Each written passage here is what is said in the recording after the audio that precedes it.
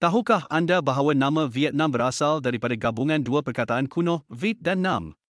Perkataan Viet merujuk kepada kumpulan etnik BCH Viet, satu kaum purba yang mendiami wilayah selatan China dan utara Vietnam hari ini.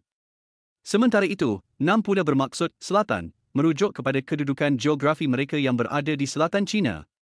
Gabungan ini menghasilkan nama Nam Viet, yang digunakan sejak tahun 207 sebelum Masihi ketika penubuhan kerajaan Nam Viet oleh Zhao Tuo. Namun begitu, selepas wilayah itu jatuh ke tangan dinasti Han, nama Nam Viet lenyap untuk beberapa abad. Nama Vietnam muncul kembali pada abad ke-19 ketika Maharaja Gia Long menubuhkan negara moden dan mahu menggabungkan sejarah lama dengan semangat baharu.